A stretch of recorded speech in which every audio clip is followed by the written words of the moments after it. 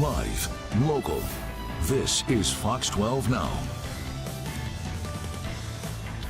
Hello, everyone. This is Fox 12 Now. I'm Greg Nibbler. Thank you very much for joining us. We are live streaming here from the Fox 12 Oregon newsroom, as we do every weekday. Starting around 1 p.m., we go throughout the afternoon, and we cover a wide range of topics here. So thanks for joining us. Don't forget to download that Fox 12 Oregon app. That way you can watch us live after the fact, and we'll send you notifications if there's ever breaking news, which we'll have that as well. Coming up, though, for this segment, we are talking about a music festival coming up from an organization that's been around for, I believe, 30-plus years. We're going to get all the details on the organization and the music festival, all those things. Joining us right now, we have Elle Parker from AMP. And Elle, thank you very much, for being here with us today. Really appreciate you joining to go through all of this and talk about, obviously the music festival coming up, but I want to go to talk about AMP here first. So if you don't mind, could you just let us know, a little bit about yourself and your role there at the organization and how long this organization has been around helping out the community? Yeah, I would love to. Thanks for having me, Greg. Excited to talk to you today about what we're doing. Really excited about it. So, yeah, I am the development director here at AMP, was previously a volunteer. So super excited to be part of this mission that we have here. And like you said, we started about 30 years ago, 1994 in San Francisco under our executive director, Will Kindle, who's been around for the whole thing. And we later relocated to Portland, and we are now one of the city's most active youth programs for youth experiencing homelessness.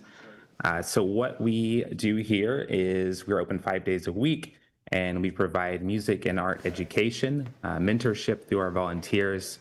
And we also serve meals and provide resources for the youth who are coming in every evening. Wow, I mean, that's so many different facets there of helping out that community and doing that. And when it comes to the organization, how have you seen some of those changes, over the years, just where we're at right now, as far as the need for some of the services? Totally. So I have been active with AMP since March, but looking from a historical perspective, looking at some of the factors that lead to youth experiencing homelessness and the availability of resources that they have, there's a growing need. We become popular, more and more popular. Currently, we are seeing on average around 50-something kids who are coming through our space every evening. And so it's a huge need evident by that number. Yeah, a very big need. And we're taking a look there, too, at some of these different, opportunities that we're looking at here from these images, too, of showcasing this. And how important is it to have an outlet like this and a way for these youth to be able to come and experience things like we're seeing here on screen, but also have that experience with, some of these mentors and the people there to help them out? Totally. So I think a big piece of it for them is to build confidence through working on something, whether that's every night or coming in every week and receiving. We provide, for example, guitar lessons. We provide art workshops and teaching them how to paint and color theory and things like that. And so a big piece of it is helping them develop confidence in themselves. That's a way to heal from trauma and build pathways out of homelessness for them. Another aspect of it is just around building community and feeling normal, even if it's just for a few hours at a time. So those are some of the ways that it's helpful for them, but then they're also building real world skills that they're able to take into, for example, the music industry. So we do a job training program called our Beat Building Academy, and they're able to learn real world skills through that. And so that's part of it. But expression through art, we've seen, it's been proven that it is a way for them to heal from trauma, build new pathways neurologically, and it's a way for them to get out kind of everything that they've been going through. Yeah, I mean, I love that, to get to have that kind of an outlet there to, express themselves, but also building confidence. I mean, that's certainly something that is a natural byproduct of that as well. The more that you're doing something like that and expressing yourself, the more confidence you're going to have. Totally.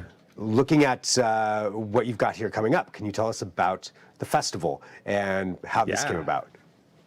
Yeah, would love to. So this is our first foray into something like this. We've had kind of concerts as fundraisers in the past that were like one night type events. And the reason that we went toward a music festival is trying to find something that feels authentically us. And that's connecting with the community through music. Like I said earlier, the power of music to heal. And a big piece of it is raising much needed funds during a critical time, and also being able to honor our kids and at the end of the day have fun. What felt like us is doing something that is a music series versus like a gala dinner that didn't really feel like the people that we connect with and our volunteers and kind of the community that supports us. And so what's all involved with this for people who want to, learn more and participate and come and enjoy this? What all are you bringing with this one? Yeah, just 1 week from now is when everything kicks off. So it's a 3-night series. The first night is going to be at our drop-in center in downtown Portland. Headlining that night is Camp Crush, they're a local Portland band. Then the next night is going to be at the Mission Theater. We'll have international band Deerhoof headlining, as well as some other local bands like Ogre, and then one of our youth artists from AMP will also be performing, and I will definitely be shedding some tears just kind of being able to see her on stage opening for an international band, and seeing somebody who comes in here every night and is workshopping music and playing for our volunteers and really expressing herself through that is going to be an emotional moment for sure. And then the last night on Saturday, the same day as the No Kings protest, is going to be Kill Michael as the headliner at the Twilight Cafe and Bar. And so we have 3 nights, 3 different kind of energies, allowing for people to find an outlet for them that feels the most like them. But we're asking people come one night, come all 3 nights. Every ticket directly supports our programming, and it goes into meals, our Beat Building Academy, all the resources that we provide for our youth. Wow. So, I mean, congratulations, on building this. And you said that it's your first kind of foray into that. That's a bold to go for 3 days, 3-day festival. That's a lot of work. That's a lot of work that goes into it. Just understanding that part. And but how cool is that too, to have one of the youth there opening up, as you mentioned. That's a really huge moment. Anything, when it comes to the general public, what would you think is the most important thing for them to know about the work that you do there with AMP and with this music festival in general for the youth for that youth community that you serve? Yeah, I think for the public, what I would like them to know is that we are providing support for our most vulnerable youth. Is that by giving them a place to heal, to build connections, to build community, to find a place that they belong is so important during a time where there is a systemic lack of resources available to them.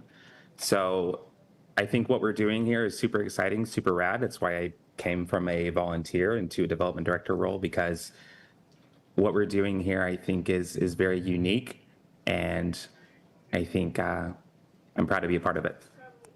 Well, Elle, thank you very much for joining us. And for everybody out there, too, who wants to, I just want to reiterate this for everybody, too. So whether it's to come to the festival or just maybe participate, volunteer, donate, contribute in some way to AMP, or maybe it's somebody out there who wants to bring somebody over to participate in some of the things that you offer, what's the best way for them to connect and get a hold of you?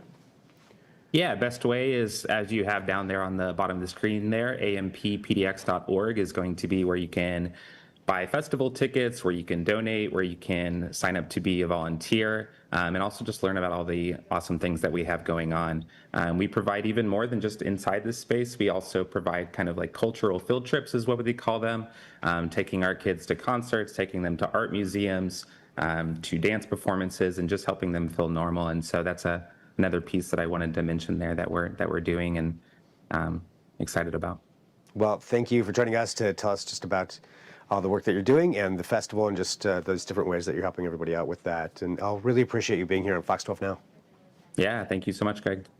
And for everybody watching, we are live streaming here, as I mentioned at the beginning, so we're here every weekday, start at 1, go throughout the afternoon, but you can watch all of these segments after the fact to the Fox 12 Oregon app, kptv.com, or maybe on our YouTube channel, however you're finding us. Thanks for doing it. Feel free to share these segments, and you can send me an email as well, fox12now@kptv.com. If you have an idea for a segment, I can't guarantee we can always do it, but I'm always willing to have a conversation and see if there's something we can do, so feel free to send me that email. And we've got plenty more coming up here throughout the afternoon. If there's ever breaking news between 1 p.m. and 4 p.m., I'll be here with that as well. But we'll take a break. I'll talk to you soon. I'm Greg Nibbler. This is